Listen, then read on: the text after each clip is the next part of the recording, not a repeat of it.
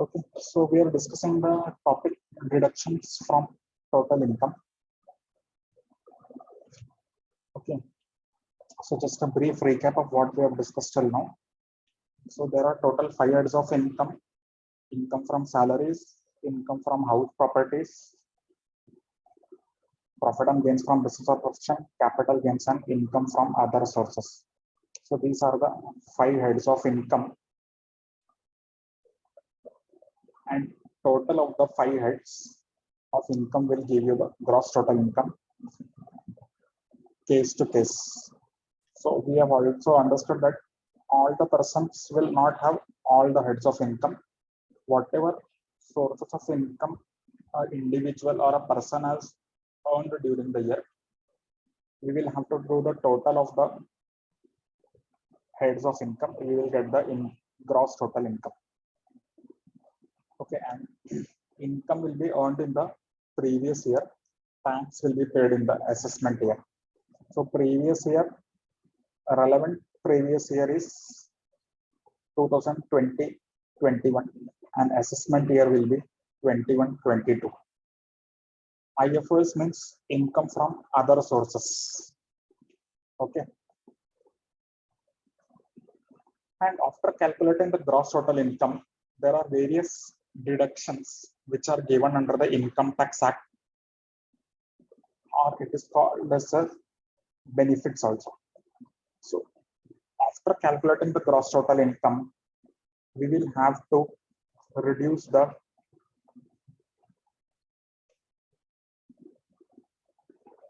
benefits given under the Income Tax Act. They are known as deductions from gross total income. And deductions is list of deduction is given in the chapter 6A of the Income Tax Act. Okay. Some important deductions are there which we are discussing. First is the Section 80C deductions.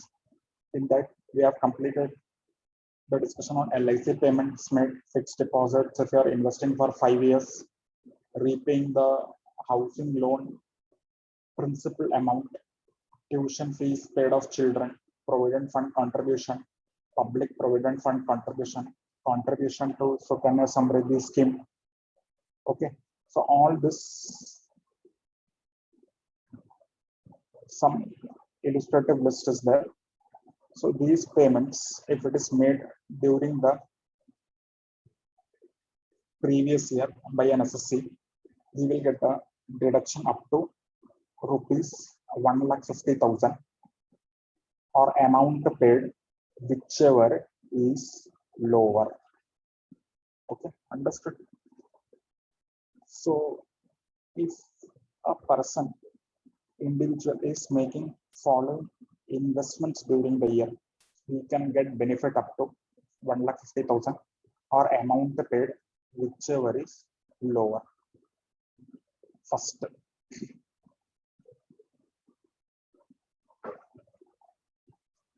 second is an important reduction, which is a Mediclaim. That is the medical insurance premium paid by the SSC. So in case of a non-senior citizen, that is those person who are less than 60 years, they will get deduction up to 25,000. Okay. And if Mediclaim is paid for parents also of the individual, in that case, additional deduction of 25,000 will be given. So total will be 50,000 or actual, whichever is lower. Okay. Now another case can be individual is a non-senior citizen, but parents of the individuals are senior citizen. So in that case, we will get 25,000 for himself and his family, and for parents, if he is paying the Mediclaim of parents also, he will get up to 50,000. So in that case, it will be 70,000 or actual, whichever is lower. And another case can be both individual and his parents both are senior citizens. In that case, what will be the deduction? 50,000 and 50,000. You can get up to 1 lakh rupees as a deduction. Okay. So these all points you have to remember properly, because from this MCQ will be definitely coming an exam. Okay. Suppose if individual is a non-senior citizen and is having only his and his family's Mediclaim policy, so he will get 25,000 only. If he is paying the premium for his parents also, he will get additional 25,000. Okay. So like that, combination of questions can come in MCQ. In this topic, you have to do nothing. You have to just remember these amounts properly and the different cases.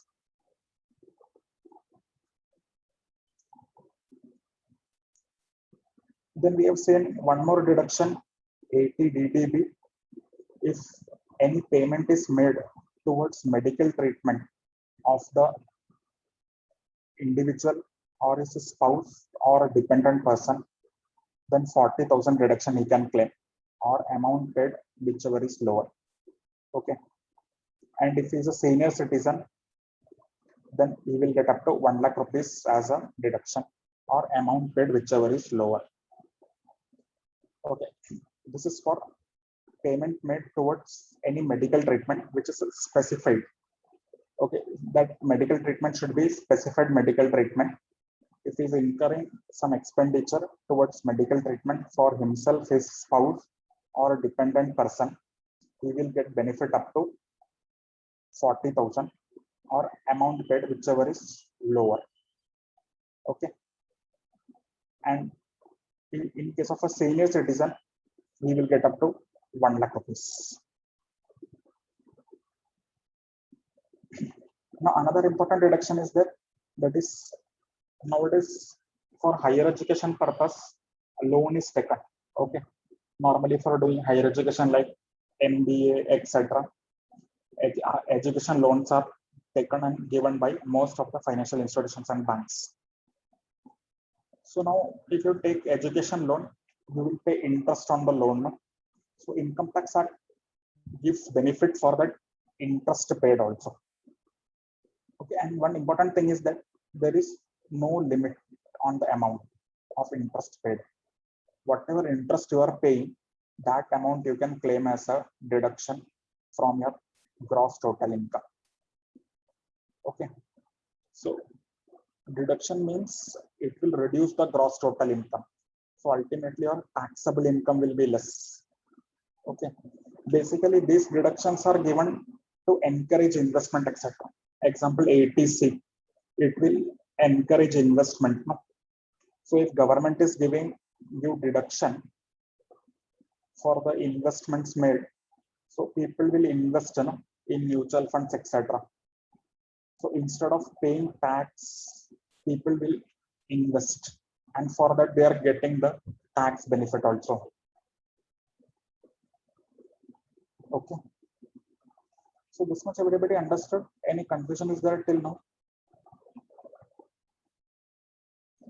Okay, before that, ATU we have already discussed. If there is a disabled person and normal disability is that 75,000 deductions will be given, and the disability is severe, that is more than 80%, 1 lakh deductions he can claim, whether he or she is not incurring expenditure or not, that is not important.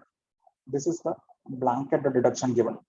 Okay, so if a person is having a certificate from a registered medical practitioner, means doctor, about the disability, he can claim this reduction of 75,000 or 1 lakh accordingly. So no need of spending anything here. This is a blanket deduction. Okay. Now two important deductions, which is section 80 PTA and section 80 PTB. This is an important deduction, especially for individuals. because normally individuals make deposits in bank savings account in a bank. So this ATTTA gives deduction in respect of interest from savings account. Clear? So if you receive any interest from savings account, you can claim deduction. What is the limit? 10,000 or actual interest received, whichever is lower. Okay. Suppose if you are receiving 5,000 interest from a savings account, savings bank account, you are receiving an interest of rupees 5,000. So in that case, you will get deduction of 5,000 rupees. Suppose if you are receiving 15,000 as an interest during the year from saving bank account. So here you have to remember only it is from savings account. Okay. FD interest, recurring deposit interest, etc. are not allowed as deduction. Okay. Under ATTTA, only savings interest is allowed as a deduction. Another case is 15,000 you are receiving as an interest from a saving bank account. Okay. So you will, how much deduction you will get? 10,000 you will get as a deduction. 5,000 will be taxable. Okay. So it is 10,000 or actual received, whichever is lower. Okay. So understood ATTTA, important deduction. It is in respect of interest received on savings bank account. Clear? Interest received on savings bank account. Okay. So what is the limit of deduction? 10,000 rupees or amount received, whichever is lower. Suppose you are receiving 20,000 as an interest from savings account. 10,000 will be deducted and 10,000 will be taxable. Okay.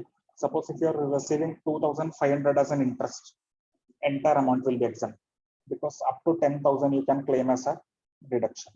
So very important deduction for an individual, that is deduction in respect of interest from savings bank account. Clear?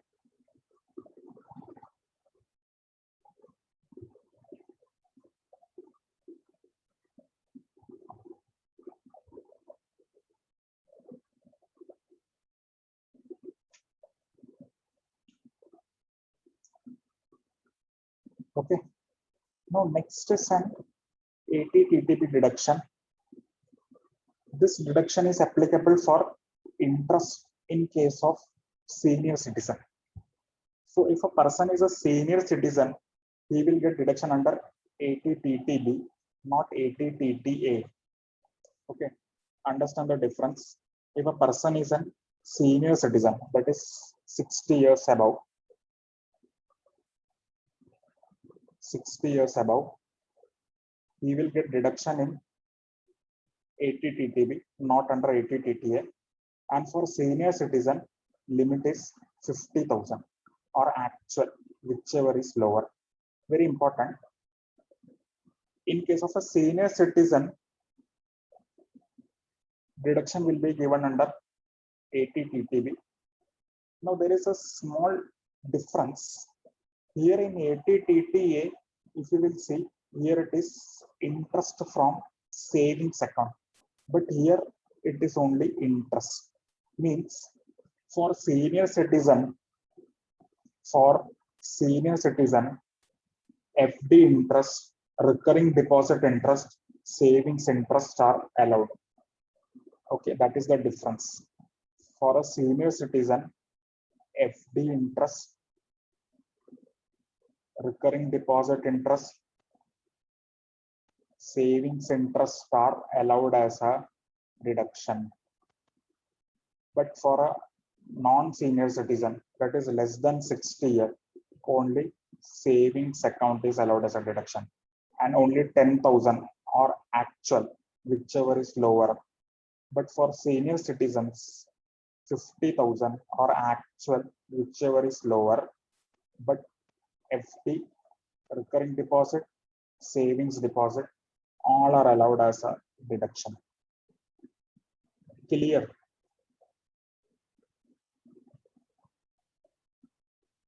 So this is an